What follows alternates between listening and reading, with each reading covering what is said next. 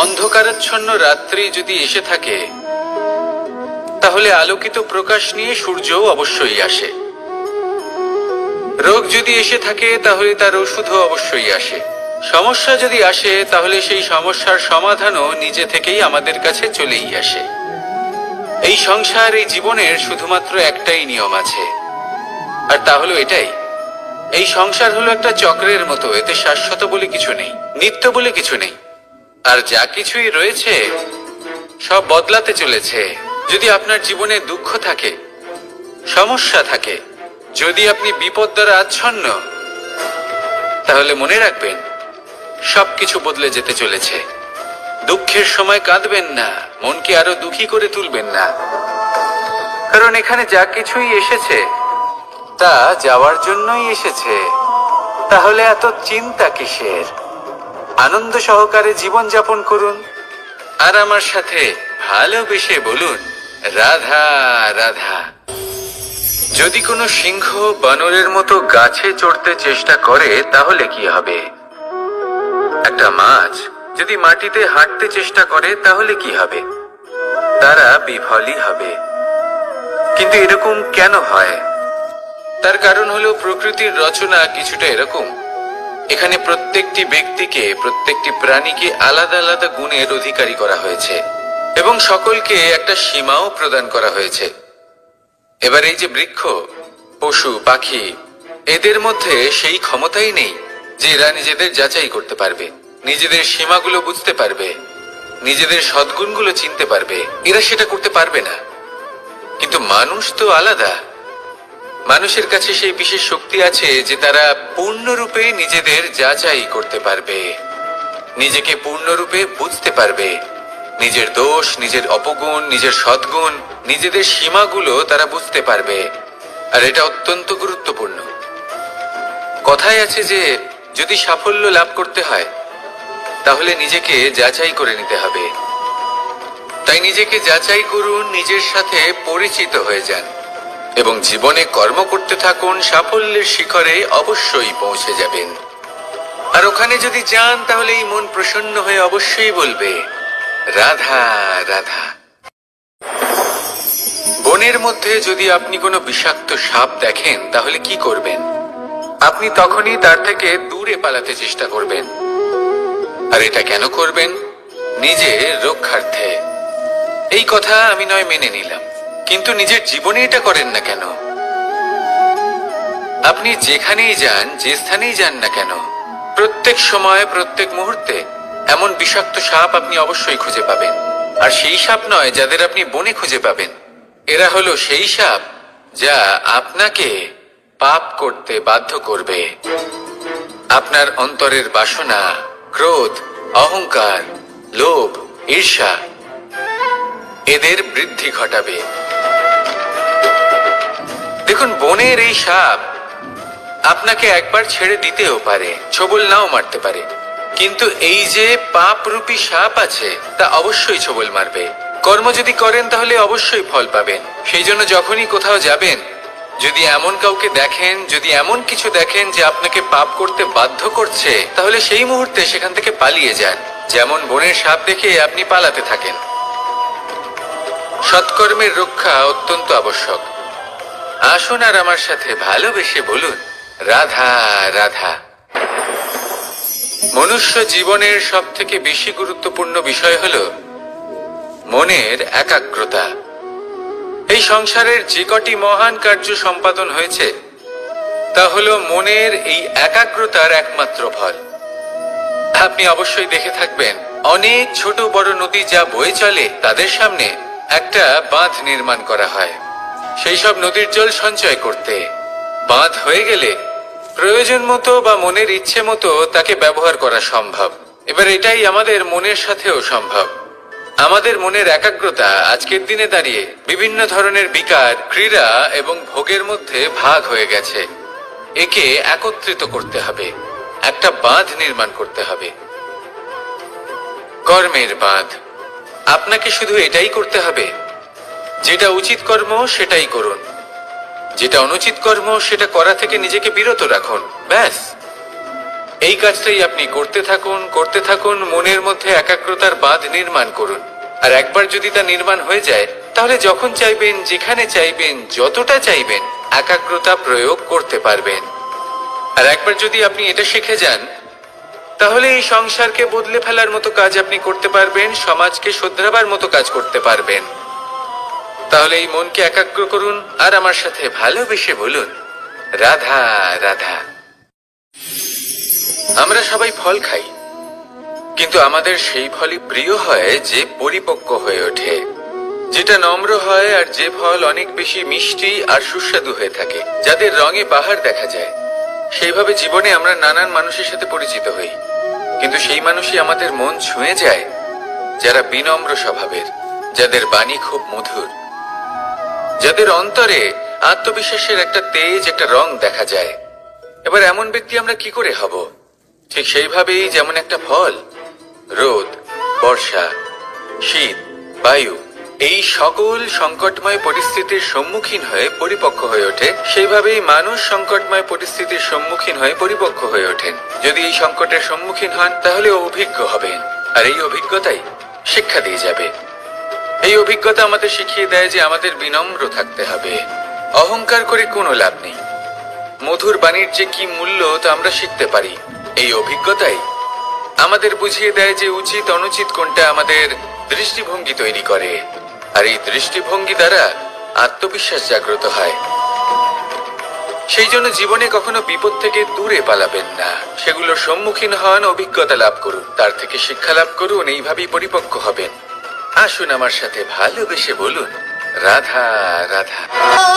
ধন সঞ্চয় করা সম্ভব, আর সেই জন্য ধন সব থেকে বেশি মূল্যবান সম্পত্তি নয়। এবার আপনি বলবেন, এ আমি কি বলছি?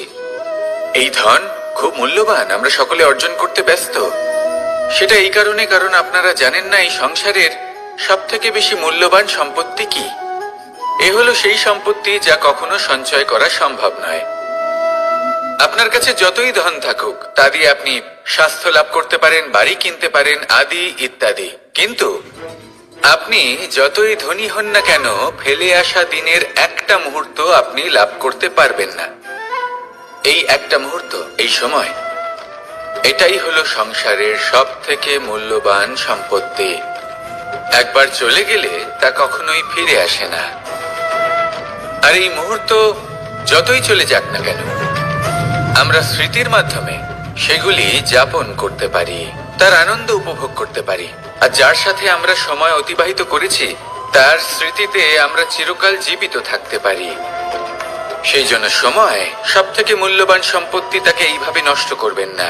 প্রত্যেকটা মুহূর্ত উপভোগ করুন, আনন্দ করুন, আর ভালোবেসে বলুন, রাধা রাধা। কনক, কি সুন্দর একটা শব্দ। এর অনেকগুলো রূপ রয়েছে, অনেকগুলো অর্থও রয়েছে। প্রথম অর্থ হলো স্বর্ণ, অর্থাৎ সম্পত্তি। দ্বিতীয় অর্থ ধুতুরা, অর্থাৎ গাছের ছোট একটা বীজ, যা কিনা অত্যন্ত শক্তিশালী হয়। যদি বেশি মাত্রায় এর প্রয়োগ করা হয়, তাহলে এটা বিষময় হয়ে উঠতে পারে। এই হলো সেই ধুতুরা যার প্রয়োগ মহাদেবের পুজোতে করা হয়। এবার প্রশ্ন হলো এটাই যে এই স্বর্ণ এবং এই ধুতুরার মধ্যে মিল কি রয়েছে। মিল হলো এটাই যে এই দুটোই মানুষকে মত্ত করে তোলে।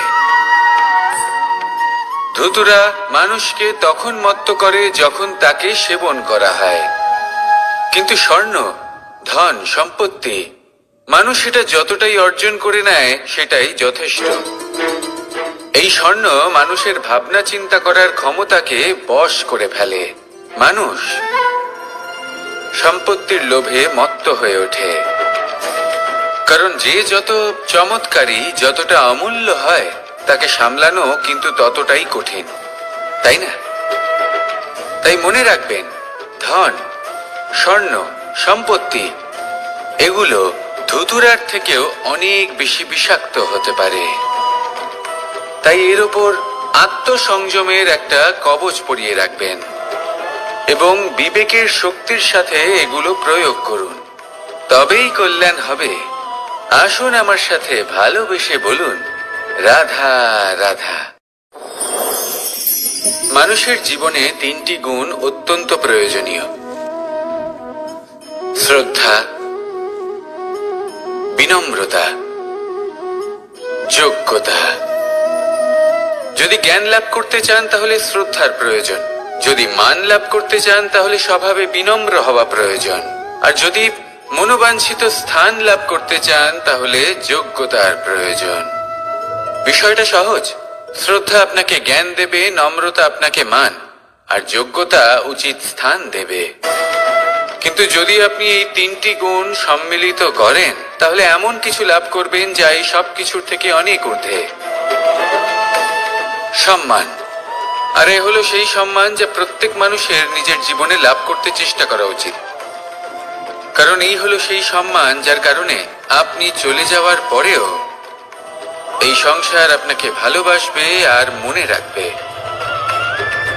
আসুন আমার সাথে ভালোবেসে বলুন, রাধা রাধা। জীবনে গতি অত্যন্ত গুরুত্বপূর্ণ, মতিও হলো গুরুত্বপূর্ণ, এবং তার থেকেও বেশি গুরুত্বপূর্ণ হলো সঙ্গতি। একটা জলের ফোঁটা, তার মধ্যে গতি থাকে, প্রকৃতির মধ্যে তা লাভ করার ইচ্ছে নিহিত থাকে, কিন্তু এই যে সঙ্গতি তা নির্ধারিত করে যে এই জলের ফোঁটা ঝিনুকের মুখে পড়ে মুক্ততে পরিণত হবে নাকি বিষাক্ত সাপের মুখে পড়ে বিষে পরিণত হবে। এবার দেখুন, এই জঞ্জাল স্বর্ণকারের দোকানের সামনেও থাকে এবং জঞ্জাল একজন ব্যবসাদারের দোকানেও থাকে, কিন্তু জঞ্জাল যা স্বর্ণকারের দোকানে থাকে তা ব্যবসাদারের দোকানের জঞ্জালের থেকে অনেক বেশি মূল্যবান, কারণ তার মধ্যে সোনার কণার সঙ্গতি থাকে। সেই জন্য জীবনে সঙ্গতির উপর বিশেষ গুরুত্ব দেবেন। যেমন সঙ্গতি তেমনই আপনি হবেন। আসুন আমার সাথে ভালোবেসে বলুন, রাধা রাধা। প্রত্যেক প্রাণী ভালোভাবে জীবন যাপন করতে চান, এটা তাদের স্বভাবে আছে এবং ভাবাটা অনুচিত নয়। কিন্তু একটা ভালো জীবনের গুরুত্বপূর্ণ অংশ কোনটা? বসবাসের স্থান। সেই স্থান যেখানে আমরা জীবন অতিবাহিত করি। এবার মানুষ ভাবতে পারেন যে একটা ভালো বাসস্থানের অর্থ কি? সেই স্থান যেখানে সহজে জল পাওয়া যায়, যেখানে শুদ্ধ বায়ু পাওয়া যায়, যেখানে আনাজ উৎপন্ন হয়। এটা জীবনযাপনের জন্য পর্যাপ্ত বটে, কিন্তু ভালো জীবন যাপনের জন্য আরো একটা কথা আপনাকে বুঝতে হবে। সাধু, জ্ঞানী, পণ্ডিত ব্যক্তি, এই সকল মহাপুরুষ, এনাদের যে বাসস্থান তা অত্যন্ত বিশেষ হয়। এখানে এক ধরনের বিশেষ ইতিবাচক শক্তি থাকে, এমন একটা স্থান যেখানে দেবতারাও বিচরণ করেন। জীবন আমরা সবাই যাপন করি, কিন্তু জীবনের উদ্দেশ্য শুধুমাত্র জীবন যাপন করা নয়। জীবনের উদ্দেশ্য হলো মুক্তি লাভ করা।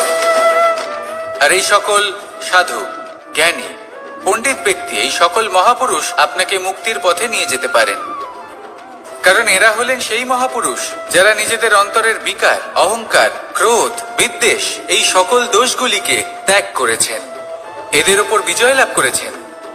এমনই একজন ব্যক্তি আপনাকে মুক্তির পথে নিয়ে যেতে পারে। প্রয়োজন হলো শুধুই এনাদের চিনতে পারা, এদের কথা বুঝতে পারা এবং এদের দেখানো পথে চলা।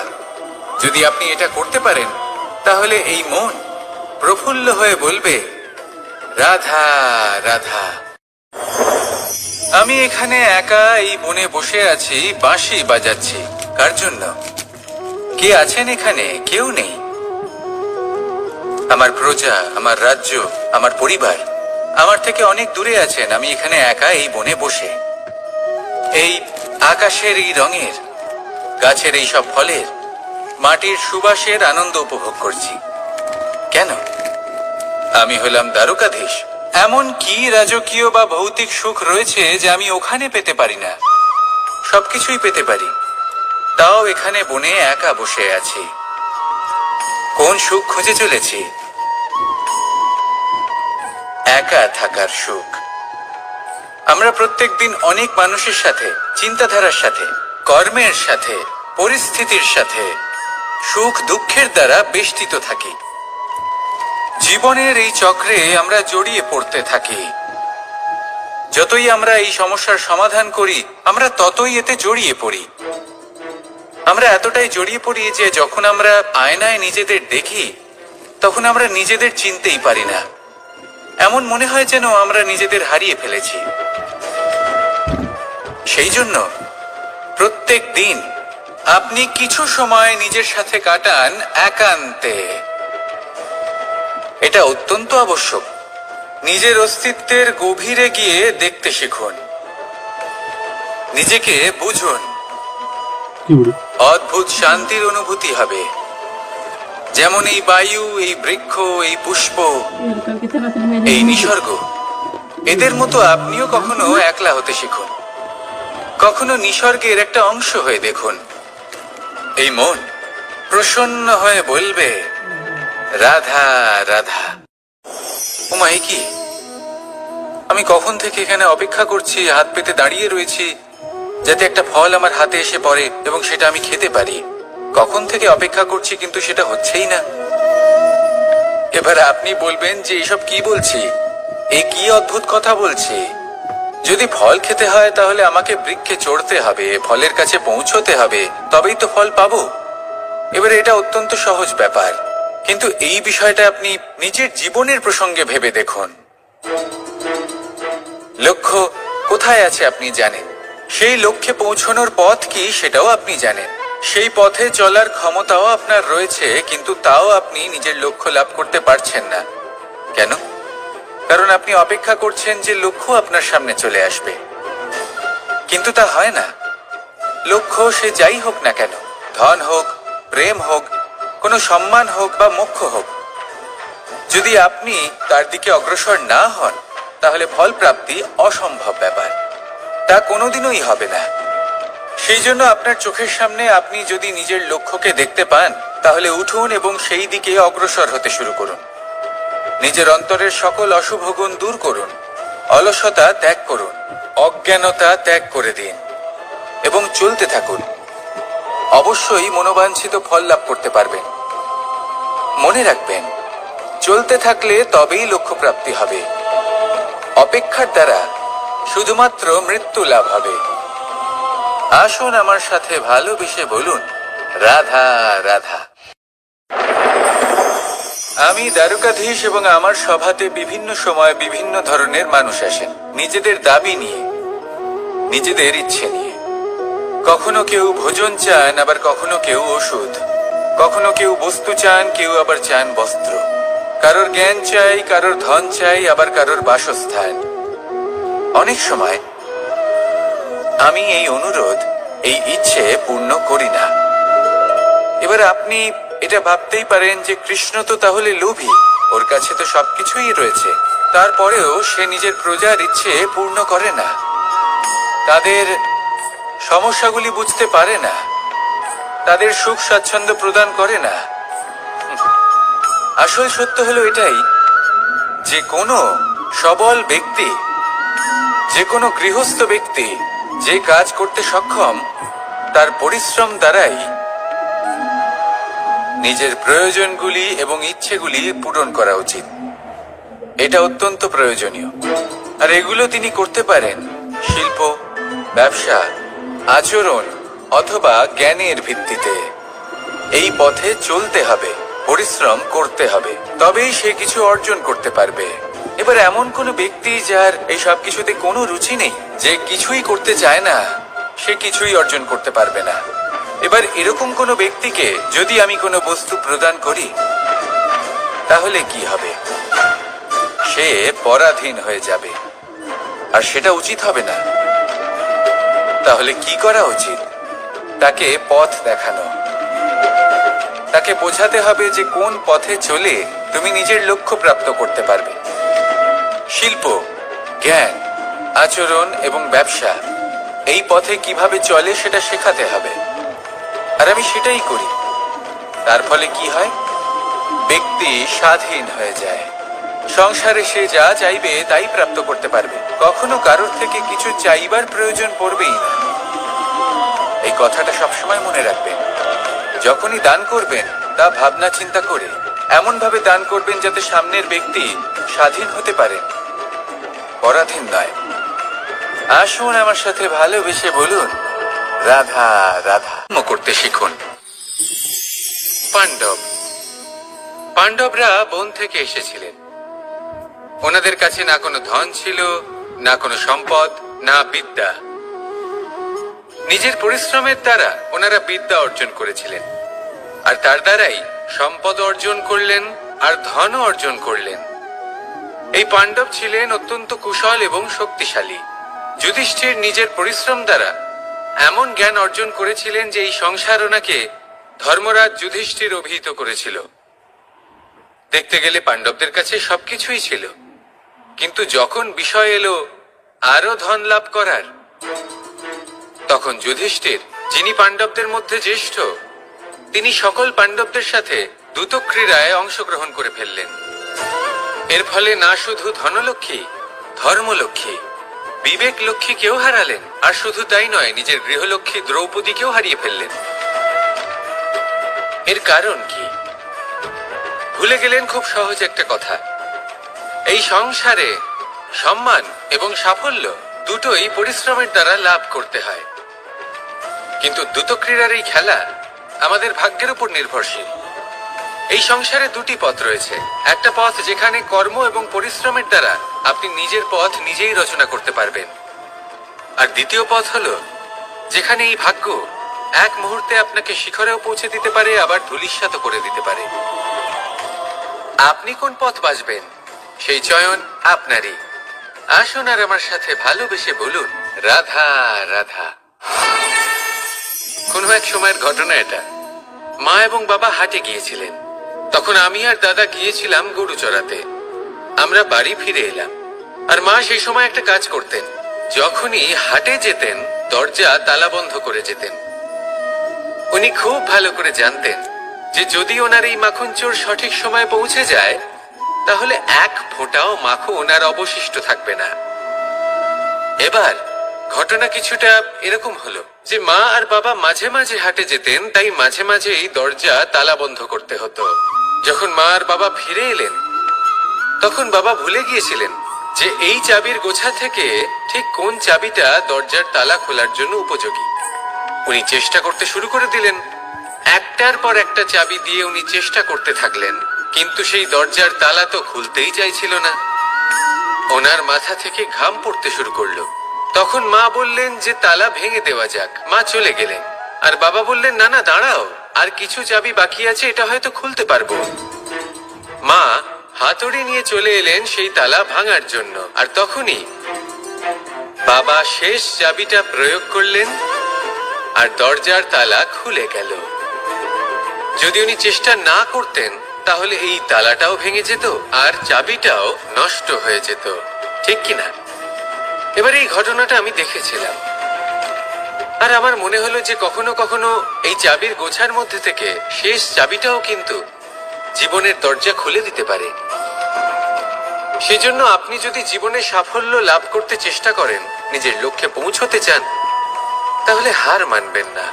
হয়তো দেখবেন আপনার পরবর্তী প্রচেষ্টা বা এই অন্তিম প্রচেষ্টা আপনাকে সাফল্যের পথে নিয়ে গেল। তাই নিরন্তর প্রচেষ্টা করতে থাকুন, জীবনে সাফল্য লাভ করুন। যজ্ঞের আগুনকে শুভ বলে মনে করা হয়, আর সেখানেই চিতার আগুনকে অশুভ মনে করা হয়। এমনটা কেন হয়? এখানে বিষয়টা হলো লক্ষ্য, বিচার এবং সঙ্গের। যখন আমরা যজ্ঞ করি তখন আমাদের লক্ষ্য কি হয়? পরিবেশকে আরো পবিত্র করে তোলা, ইতিবাচক করে তোলা। আমাদের লক্ষ্য শুভ হয়। তারপরে আসে বিচার। এই পরিস্থিতিতে সেই বিচার হলো অগ্নি। স্ফুলিঙ্গ থেকে তীব্র আকার ধারণ করে সমস্ত কাঠকে পুড়িয়ে দেয় এবং সুগন্ধ ছড়িয়ে দেয়। অর্থাৎ যদি আপনার লক্ষ্য শুভ হয় তাহলে তা নিজেই শুভ বিচারধারাকে আমন্ত্রণ জানায়।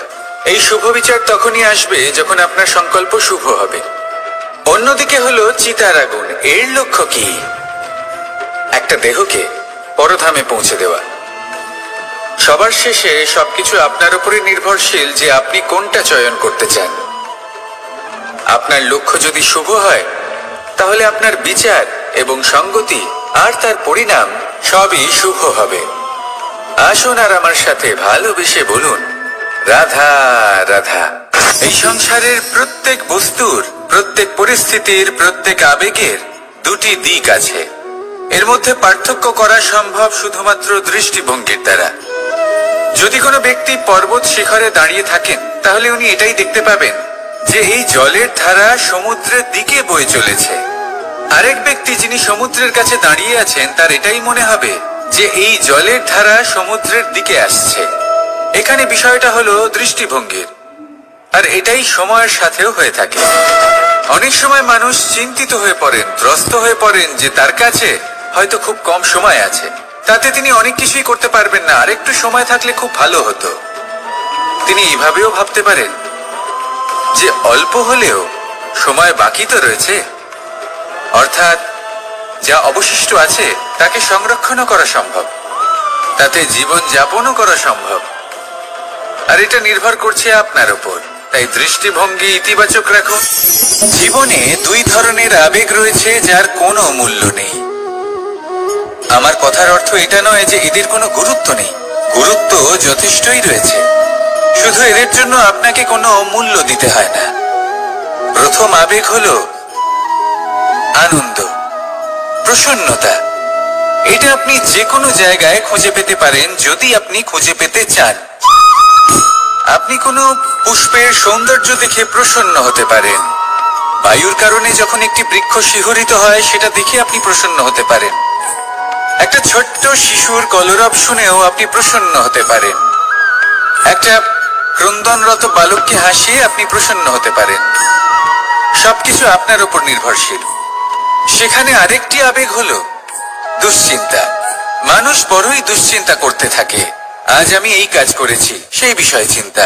আজ আমি এই কাজ করতে পারিনি, সেই বিষয়ে চিন্তা। কাল আমাকে এই কাজ করতে হবে, সেই নিয়ে চিন্তা। আমি কি সেই কাজটা করতে পারবো, সেই বিষয়েও দুশ্চিন্তা। চিন্তা সর্বত্র রয়েছে, যার জন্য মূল্য দিতে হয় না। যত চান আপনি একত্রিত করতে পারেন। একটা গুরুত্বপূর্ণ কথা মনে রাখবেন, প্রসন্নতা জীবনের একটা নতুন সূত্রপাত। সেখানে দুশ্চিন্তা হলো জীবনের চিতার সমান। এবার এই দুটি আবেগ হলো মূল্যহীন, দুটোই আপনার সামনে আছে।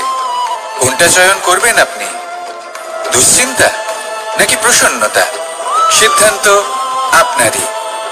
আসুন আর আমার সাথে ভালোবেসে বলুন, রাধা রাধা। ধন, সম্পত্তি, এগুলো আসলে কি? এগুলো শুধু সেই মূল্য যার দ্বারা আমরা কোনো কিছু অর্জন করতে পারি। এবার এই ধনের দ্বারা এই সংসারে অনেক কিছু লাভ করা সম্ভব, কিন্তু সেই সব কিছুই শুধুমাত্র ভৌতিক বস্তুই হবে, ভৌতিক সামগ্রী, ভৌতিক সুবিধা। অর্থাৎ আপনার কাছে যতই ধন থাকুক তা আপনাকে শান্তির ঘুম এনে দিতে পারবে না, আপনাকে জীবনের বাস্তব সুখের অনুভূতি লাভ করাতে পারবে না, কারণ এগুলো ভৌতিক ধন। এই ভৌতিক বস্তুই অর্জন করাতে সক্ষম। বাস্তবিক ধন কি? যদি এই প্রশ্ন আপনার মনে আসে তাহলে তার উত্তর আমি আপনাকে দেব একটা উদাহরণের মাধ্যমে। কখনো আপনি শুনে থাকবেন যে একজন পিতা আজীবন অনিষ্ট করেন, অনর্থ করেন, খারাপ কাজ করেন শুধু ধন অর্জনের জন্য। তিনি ভাবেন যে আমি ধন অর্জন করব আর নিজের সন্তানকে একটা উজ্জ্বল ভবিষ্যৎ প্রদান করব, একটা সুখ স্বাচ্ছন্দ্যময় জীবন দান করব। এবার সন্তান যখন জন্ম লাভ করে তখন সে ভাগ্যের জোরে সেই ধন ভোগ করে। যেরকম সে পায় সেরকমই তার ব্যবহার সে করে। কখনো আপনি এটাও দেখে থাকবেন যে সেই সন্তান সমস্ত ধন নষ্ট করে ফেলে, আর সেই পিতা যিনি সমস্ত ধন সঞ্চয় করেছেন, যিনি সেই ধনের প্রভু, আজ সেই ধনের প্রহরী হয়ে রয়েছেন। এবার এরকম কেন হয়? এরকম তখনই হয় যখন সেই পিতা বুঝতেই পারেন না যে তার জীবনের আসল ধন কি। সেই আসল ধন তার সন্তানকে সে দিতেই পারে না। যদি পিতা তার সন্তানকে কর্মের জ্ঞান দিতে পারেন, উচিত কোনটা অনুচিত কোনটা সেই শিক্ষা দিতে পারেন, সংস্কারের প্রকৃত শিক্ষা দিতে পারেন, তবে সেটা ধনের থেকে অনেক বেশি গুরুত্বপূর্ণ। এটাই হলো জীবনের বাস্তব ধন। আপনি সেই কথা তো অবশ্যই শুনে থাকবেন কুসন্তান হলে ধন সঞ্চয় করে কি হবে, সুসন্তান হলে ধন সঞ্চয় করে কি হবে? সন্তান যদি কুপুত্র হয় তাহলে সব নষ্ট করে ফেলবে, আর সন্তান যদি সুপুত্র হয় তাহলে ধন থাকুক না থাকুক সে নিজেই কর্মের পথে অগ্রসর হয়ে ধন অর্জন করবে আর নিজের জন্য এক উজ্জ্বল ভবিষ্যৎ গড়ে তুলবে। তাই সন্তানকে সম্পদ দেওয়ার আগে কর্মের জ্ঞান দান করুন, সুশিক্ষা দিন, কারণ এটাই হলো জীবনের প্রকৃত ধন। আসুন আর আমার সাথে ভালোবেসে বলুন রাধা রাধা। একবার একটা শেয়াল বনে বিচরণ করছিল। ও একটা ছোট্ট শাবক দেখতে পেল। ও ভাবলো আজ একেই আমি খাবার হিসেবে গ্রহণ করব। আশেপাশে দেখলো কেউ দেখছে না তো, কেউ ছিল না, আর সেই শাবকের উপর আক্রমণ করলো, যা হলো একটা ঘোর অপরাধ। বনের নিয়ম অনুসারে আপনি কখনোই শাবকের উপর আক্রমণ করতে পারেন না। তারপর এই খবরটা যখন রাজা সিংহ জানতে পারলেন, সভার আয়োজন করলেন। কিন্তু সেখানে শেয়াল বলল, আমি তো এরকম কিছু করিনি। কিন্তু যদি আপনি এরকম বলেন, কোনো প্রমাণ দিন, এর কোনো সাক্ষী আছে? তখন রাজা সিংহ পেঁচাকে ডেকে পাঠালেন, যে সেই মুহূর্তে বৃক্ষের শাখার ওপর বসেছিল, সে সব কিছু দেখেছিল। পেঁচা সব সত্যি কথা বলল, আর শেয়ালকে মৃত্যুদণ্ড দেয়া হলো।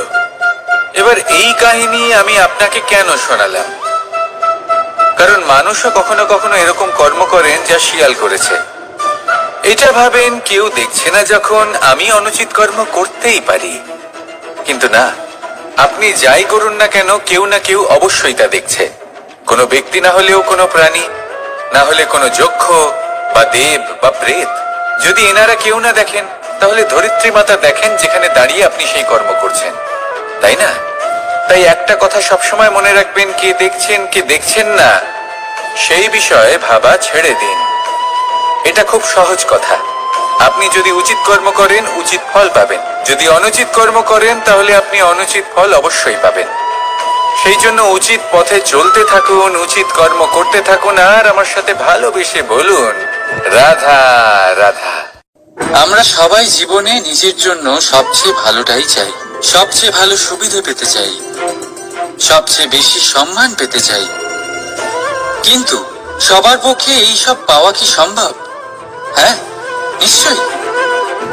শুধু একমাত্র বাধা সময়।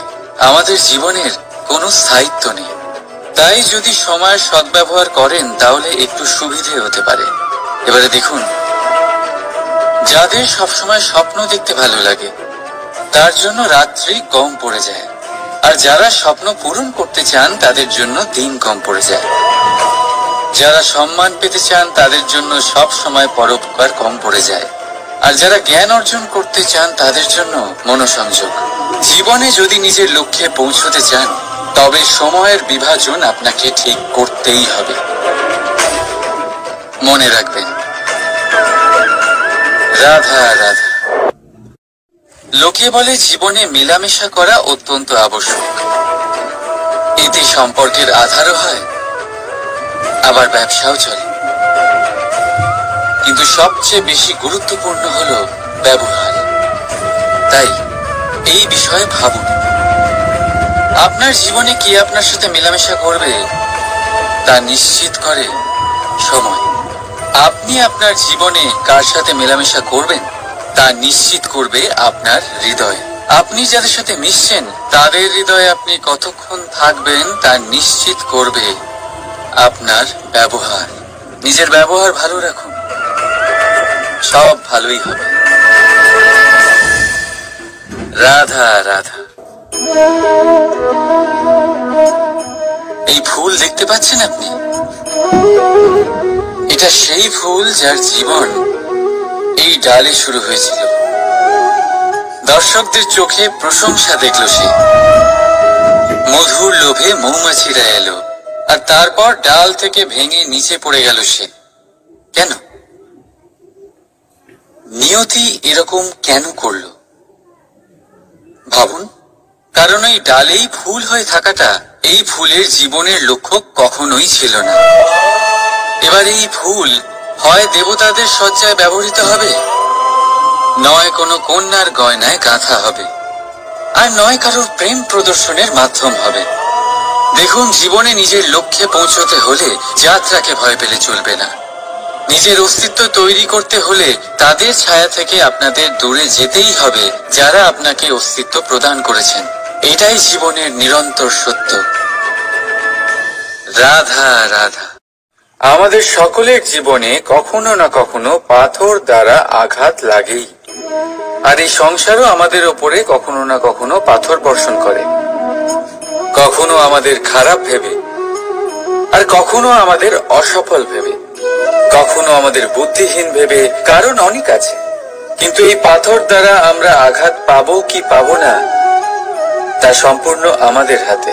হয় আপনি এই পাথরের আঘাত পেয়ে চোখের জলে ডুবে থাকতে পারেন, আর নয়তো যদি আপনি চান তাহলে এই পাথর দিয়ে সেতু বানিয়ে সকল সমস্যার সাগর অতিক্রম করতে পারেন। সিদ্ধান্ত আপনার। এই পাথর এ হলো প্রতীক আমাদের নিন্দার, আমাদের আলোচনার। যে এই আলোচনা নাকারাত্মক ভাবে দেখবে সে শুধুমাত্র কষ্টই পাবে, আর যে এই আলোচনাকে নিজের বিকাশের আধার বানাবে সেই সাফল্যের চূড়ায় পৌঁছবে। তাই মনে রাখবেন, আলোচনা আপনার শত্রু নয়, আপনার সবচেয়ে বড় মিত্র। রাধা রাধা। মিষ্টি জল সবার পছন্দ, কিন্তু নোনতা জল কেউ পছন্দ করে না। এইবার ভাবার বিষয় হলো মুক্ত, যা সমুদ্রের গহ্বরেই তৈরি হয়। নোনতা জলের মধ্যে থেকেই প্রতি মুহূর্তে অন্য প্রাণীদের থেকে বেঁচে নিজের অস্তিত্বকে বাজি রেখে ঝিনুক মুক্ত প্রদান করে থাকে। কখনো ভেবেছেন কেন? কারণ সংকটের সম্মুখীন না হয়ে, চরম পরিস্থিতির সাথে না জড়িয়ে আপনার কখনোই সুখ প্রাপ্তি হবে না।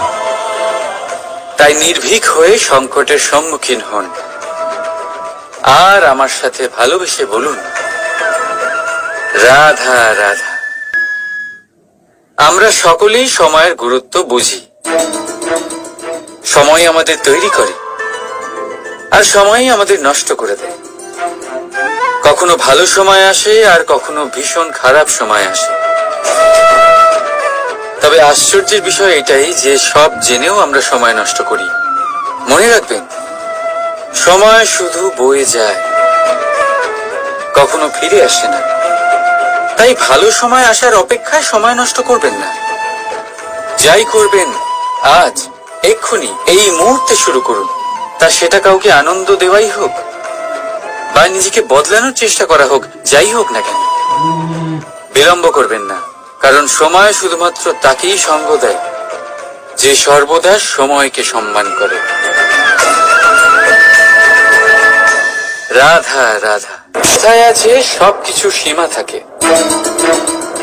মুশকিলের, কষ্টের, সংকটের, অন্ধকারের। যার কোনো সীমা নেই তা হলো কেবলমাত্র কঠোর পরিশ্রমের। আপনি নিশ্চয়ই দেখেছেন, রাত্রি যতই অন্ধকারময় হোক, তারারা পরিশ্রম করে তার সাথে লড়তে থাকে, আর অবশেষে সকাল হয়েই যায়। ঝড়ে পাখিদের বাসা ছিন্ন বিচ্ছিন্ন হয়ে যায়, কিন্তু পাখিরা নিজের পরিশ্রম দ্বারা তা আবার বানিয়ে নেয়। কারণ যা সীমিত তাকে অসীমের কাছে হারতে হয়, আর পরিশ্রম অসীম। রাধা রাধা। প্রবাহিত নদী কত সুন্দর হয়, বলিষ্ঠ হয়। যেদিক দিয়ে বয়ে যায় সেখানে এক নতুন জীবন প্রদান করে, ধরণীকে উর্বর করে, আকাল দূরে রাখে। আর হয়তো এই জন্যই নদীকে মায়ের মতো পুজো করা হয়। কিন্তু আপনি কি কখনো ভেবে দেখেছেন যে নদীর জন্ম কি করে হয়? এ কি শুরু থেকেই এমন বিশাল আর খরস্রোতা হয়? না, বৃষ্টির ছোট ছোট ফোঁটা একসাথে সম্মিলিত হয়ে এক সূক্ষ্ম ধারা তৈরি করে, আর সেই ধারাগুলি পর্বতের বরফ কেটে তাদেরকে গলিয়ে জলপ্রপাত হয়ে ঝরে পড়ে পাথরের সাথে ধাক্কা খেয়ে তারপরেই সে নদী হয়ে ওঠে। ঠিক সেইভাবেই এত সহজে কেউ মহান হয়ে ওঠে না। ছোট ছোট চেষ্টা মিলে এক বিশাল ব্যক্তিত্ব তৈরি করে। তাই জীবনে সর্বদাই চেষ্টা করতে থাকুন। অস্তিত্ব নিজে থেকেই প্রকাশ পাবে। রাধা রাধা।